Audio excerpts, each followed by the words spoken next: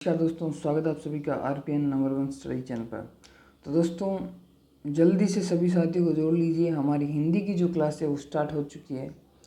तो जल्दी से हमारे सभी साथियों को जोड़ लीजिए। तो अगर अभी तक आपने हमारे चैनल को सब्सक्राइब नहीं किया है तो जल्दी से सब्सक्राइब कर लें और वीडियो की PDF आपको हमारे टेलीग्राम ग्रुप पर मिल जाएगी। तो चलिए शुरू करते हैं। आज का हमारा पहला क्वेश्चन है, रेखांकित वाक्यांशों के लिए उचित शब्द चुनिए। तो वाक्यांश हमारा है, आंखों के सामने घटित घटना पर विश्वास तो करना पड़ता है। रेखांकित जो वाक्य है वो है आंखों के सामने। इसके लिए हमें उचित शब्द चुनना है। ऑप्शन नंबर ए है परोक्ष, ऑप्शन नंबर बी है प्रत्यक्ष, ऑप्शन नंबर सी है प्रारूपतः या फिर ऑप्शन नंबर डी है प्रतीक।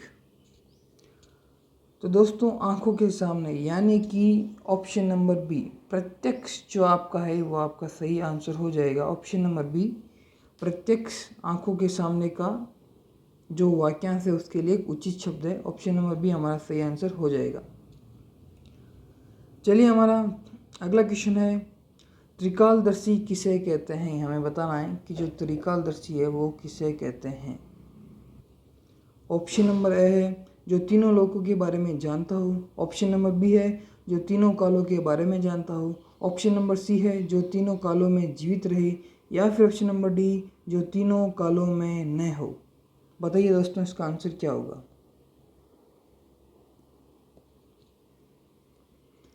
तो दोस्तों इसका जो सही आंसर होगा वो होगा ऑप्शन नंबर ए, जो तीनों कालों के बारे में जानता हो उसे ही क्या कहते हैं हम, त्रिकालदर्शी। तो ऑप्शन नंबर ए हमारा सही आंसर हो जाएगा। चलिए हमारा अगला क्वेश्चन है, जिसके बराबर दूसरा ना हो। एक हमें सेंटेंस दे रखा है, जिसके बराबर दूसरा ना हो। वाक्यांश के लिए एक शब्द का चयन करें, यानी कि हमें इसके लिए एक वन वर्ड चूज करना है। ऑप्शन नंबर ए है अद्वितीय, ऑप्शन नंबर बी है अनिर्वचनीय, ऑप्शन नंबर सी है अजय, या फिर ऑप्शन नंबर डी अतीन्द्रिय। दोस्तों हमें जिसके बराबर दूसरा ना हो इसका एक शब्द चुनना है। तो इसका जो सही आंसर होगा वो होगा ऑप्शन नंबर ए अद्वितीय।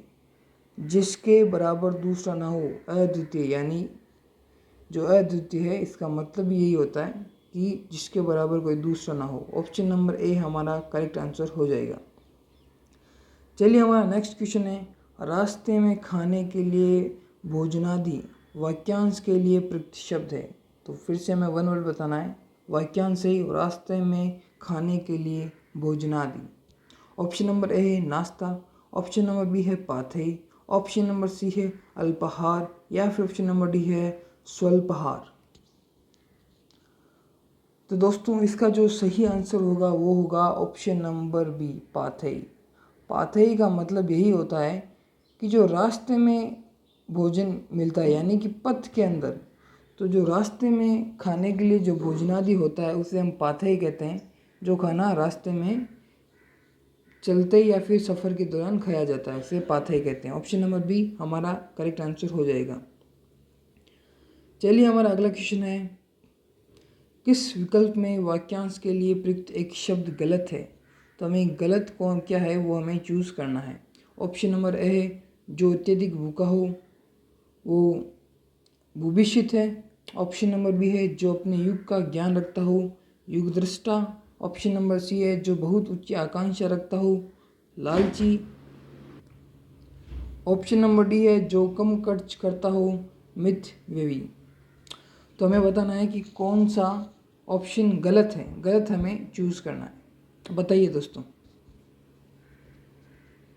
तो दोस्तों इसका जो सही आंसर होगा, यानी कि इन चारों में जो गलत है वो है ऑप्शन नंबर सी, जो बहुत ऊंची आकांक्षा रखता हो वो लालची नहीं होता। तो ऑप्शन नंबर सी गलत है, तो यही हमारा करेक्ट आंसर हो जाएगा। जो बहुत ऊंची आकांक्षा रखता हो वो महत्वाकांक्षी होगा। अगर मैं बात करूं तो वो होगा महत्वाकांक्षी, वो लालची नहीं होगा, वो महत्वाकांक्षी होगा। तो ऑप्शन नंबर सी हमारा करेक्ट आंसर हो जाएगा। चलिए हमारा अगला क्वेश्चन है, कृतकार्य शब्द किस वाक्यांश के लिए प्रयुक्त होता है। तो एक हमें शब्द दे रखा है कृतकार्य, बताना है कि ये किसके लिए प्रयुक्त होता है, यानी कि हमें इससे सिंपल इसका अर्थ बताना है। ऑप्शन नंबर ए है जिसने संकल्प कर रखा हो। ऑप्शन नंबर बी है जो कार्य करने के लिए तत्पर हो। ऑप्शन नंबर सी है जिसका प्रयोजन सिद्ध हो चुका हो। या फिर ऑप्शन नंबर डी है जो क्रूर कर्म करता हो। हमें कृत कार्य का अर्थ बताना है। तो दोस्तों इसका जो सही जवाब होगा वो होगा ऑप्शन नंबर सी। कृत कार्य का अर्थ होता है जिसका प्रयोजन सिद्ध हो चुका हो। ऑप्शन नंबर सी हमारा करेक्ट आंसर हो जाएगा। चलिए हमारा अगला क्वेश्चन है, ऐसा भीषण दृश्य जिससे रोए खड़े हो जाए, वाक्यांश के लिए प्रयुक्त एक शब्द है। वाक्यांश है ऐसे भीषण दृश्य जिससे रोए खड़े हो जाए, इसका हमें वन वर्ड बताना है। ऑप्शन नंबर ए है लोमहर्षक। ऑप्शन नंबर बी है हृदय विदारक। ऑप्शन नंबर सी है भयाक्रांता। या फिर ऑप्शन नंबर डी अलौकिक। तो दोस्तों ऐसा भीषण दृश्य जिससे रोए खड़े हो जाए, इसका एक शब्द जो होगा वो होगा लोमहर्षक। Option number A. Option number A लोमहर्षक हमारा करेक्ट आंसर हो जाएगा। चलिए अगला क्वेश्चन है, वह स्त्री जिसने हाल ही में बच्चे को जन्म दिया है, वाक्यांश के लिए एक शब्द है। वाक्यांश है वह स्त्री जिसने हाल ही में बच्चे को जन्म दिया है। ऑप्शन नंबर ए है जननी। ऑप्शन नंबर बी है माता। ऑप्शन नंबर सी है जन्मदात्री। या फिर ऑप्शन नंबर डी प्रसूता। तो दोस्तों इसका जो सही जवाब होगा वो जननी नहीं होगा, वो होगा ऑप्शन नंबर डी प्रसूता। जो प्रसूता है वो उस स्त्री को कहा जाता है जिसने हाल ही में बच्चे को जन्म दिया है। तो ऑप्शन नंबर डी हमारा करेक्ट आंसर हो जाएगा। चलिए हमारा अगला क्वेश्चन है, वह आग जो जंगल में लगती हो के लिए उपयुक्त शब्द है। सेंटेंस है वह आग जो जंगल में लगती हो। ऑप्शन नंबर ए है बड़वांगनी। ऑप्शन नंबर बी है पंचांगनी। ऑप्शन नंबर सी है दावांगनी। या फिर ऑप्शन नंबर डी जठरागिनी। तो दोस्तों जंगल की आग के लिए जो उपयुक्त शब्द है वो होगा ऑप्शन नंबर सी दावाग्नि। जो दावाग्नि है वो आपके जंगल की आग को कहा जाता है। तो ऑप्शन नंबर सी हमारा करेक्ट आंसर हो जाएगा। चलिए हमारा नेक्स्ट क्वेश्चन है, निम्नांकित शब्दों एवं अपने समक्ष किए गए वाक्यांशों में से कौन सा युग्म असंगत है। तो हमें असंगत युग्म का सेलेक्ट करना है। ऑप्शन नंबर ए है प्रकाशित, प्रकाश में लाए जाने वाली योग्य। ऑप्शन नंबर बी है पूज्य, पूजनीय योग्य। ऑप्शन नंबर सी है पोषित, पाला पोसा हुआ। या फिर ऑप्शन नंबर डी है मुमुक्षा, मोक्ष पाने की इच्छा। तो दोस्तों इसमें जो असंगत युग्म है वो आपके है ऑप्शन नंबर ए प्रकाशित, प्रकाश में लाए जाने योग्य। ये जो ऑप्शन है वो आपके असंगत है। तो ऑप्शन नंबर ए हमारा करेक्ट आंसर हो जाएगा। चलिए हमारा अगला क्वेश्चन है, निम्नांकित वाक्यांशों एवं उनके लिए प्रयुक्त एक शब्द में से कौन सा युग्म सुसंगत है, यानी कि जो करेक्ट है वो हमें चूज करना है। ऑप्शन नंबर ए शत्रु को जीतने वाला अजात शत्रु। ऑप्शन नंबर बी जो पहले न हुआ हो, होनहार। ऑप्शन नंबर सी जो पढ़ा न गया हो, अपठनीय। या फिर ऑप्शन नंबर डी आदि से अंत तक, अद्योपांत। तो दोस्तों इसका जो करेक्ट आंसर होगा वो होगा ऑप्शन नंबर डी, आदि से अंत तक जो अद्योपांत है वो आपके सही है, बाकी आपके सारे ये गलत हैं। तो ऑप्शन नंबर डी हमारा सही आंसर हो जाएगा। चलिए हमारा अगला क्वेश्चन है, किस विकल्प में वाक्यांश के लिए प्रयुक्त एक शब्द सही नहीं है। नहीं वाला हमें सेलेक्ट करना है दोस्तों। ऑप्शन नंबर ए है खाने की इच्छा, जिजीविषा। ऑप्शन नंबर बी है जानने की इच्छा, जिज्ञासा। ऑप्शन नंबर सी है मार डालने की इच्छा, जिज्ञासा। या फिर ऑप्शन नंबर डी है जीतने की या वशीभूत करने की इच्छा, जिगीषा। तो दोस्तों इसका जो सही आंसर होगा, यानी कि इनमें से जो गलत है वो आपके है ऑप्शन नंबर ए खाने की इच्छा। जो खाने की इच्छा है वो जिजीविषा नहीं होता। तो ऑप्शन नंबर ए हमारा करेक्ट आंसर हो जाएगा। तो चलिए दोस्तों हमारा अगला क्वेश्चन है, अंगोचर। अंगोचर शब्द किस वाक्यांश के लिए प्रयुक्त है, तो हमें बताना है इसके लिए कौन सा वाक्यांश है। ऑप्शन नंबर ए, जो इंद्रियों द्वारा प्रत्यक्ष न हो। ऑप्शन नंबर बी, जिसका पता मालूम न हो। ऑप्शन नंबर सी, जिसको पार करना मुश्किल हो। या फिर ऑप्शन नंबर डी, जिसका नाप जोखने किया जा सके। तो दोस्तों अंगोचर शब्द का जो अर्थ है वो आपका होगा जो इंद्रियों द्वारा प्रत्यक्ष ना हो, यानी कि ऑप्शन नंबर ए, जो इंद्रियों द्वारा प्रत्यक्ष ना हो उसे क्या कहा जाता है आपके, उसे कहा जाता है अंगोचर। तो ऑप्शन नंबर ए आपका करेक्ट आंसर हो जाएगा। चलिए हमारा अगला क्वेश्चन है, जो साथ में पढ़ा हो वाक्यांश के लिए हमें एक अर्थ बताना है। ऑप्शन नंबर ए है साथी, ऑप्शन नंबर बी है मित्र, ऑप्शन नंबर सी है सहभागी, या फिर ऑप्शन नंबर डी सहपाठी। बताना है जो साथ में पढ़ा हो। तो दोस्तों इसका जो सही जवाब होगा बिल्कुल वो होगा ऑप्शन नंबर डी, जो सहपाठी है उसे ही कहते हैं जो साथ में पढ़ा हो। चलिए हमारा अगला क्वेश्चन है, जिसने मृत्यु को जीत लिया हो के लिए सार्थक शब्द है। जिसने मृत्यु को जीत लिया हो। ऑप्शन नंबर ए मृत्युंजय, ऑप्शन नंबर बी है देवता, ऑप्शन नंबर सी है तपस्वी, या फिर ऑप्शन नंबर डी है साधक। तो दोस्तों जिसने मृत्यु को जीत लिया हो उसे कहा जाता है मृत्युंजय। तो ऑप्शन नंबर ए हमारा सही आंसर हो जाएगा। चलिए हमारा अगला क्वेश्चन है, दक्षिण और पश्चिम के बीच की दिशा के लिए सार्थक शब्द होगा। दक्षिण और पश्चिम के बीच की दिशा के लिए हमें सार्थक शब्द बताना है। ऑप्शन नंबर ए ईशान, ऑप्शन नंबर बी आग्नेय, ऑप्शन नंबर सी नैऋत्य, या फिर ऑप्शन नंबर डी वायव्य। तो दोस्तों दक्षिण और पश्चिम की जो बीच की दिशा है उसे आपका कहा जाता है नैऋत्य, यानी कि ऑप्शन नंबर सी नैऋत्य। ऑप्शन नंबर सी हमारा करेक्ट आंसर हो जाएगा। चलिए हमारा अगला क्वेश्चन है, हर समय दूसरों की कमियां ढूंढने वाला वाक्यांश दे रखा है। हर समय दूसरों की कमियां ढूंढने वाला का हमें सार्थक शब्द बताना है। ऑप्शन नंबर ए छिद्रान्वेषी, ऑप्शन नंबर बी चुगलखोर, ऑप्शन नंबर सी दुष्ट, या फिर ऑप्शन नंबर डी आलोचक। तो दोस्तों इसका जो सही जवाब होगा वो होगा छिद्रान्वेषी। ऑप्शन नंबर ए, जो छिद्रान्वेषी है उसी का अर्थ होता है हर समय दूसरों की कमियां ढूंढने वाला। चलिए हमारा अगला क्वेश्चन है, बुरे भाव से की गई संधि को कहते हैं। बुरे भाव से की गई संधि को हमें बताना है क्या कहते हैं। ऑप्शन नंबर ए दुर्भिसंधि, ऑप्शन नंबर सी छद्म संधि, ऑप्शन नंबर सी कूट संधि, या फिर ऑप्शन नंबर डी दुष्ट संधि। दोस्तों यहाँ पे जो ये संधि है वो व्याकरण वाली संधि नहीं है। ये संधि जो की जाती है दो लोगों के बीच में वो वाली संधि है।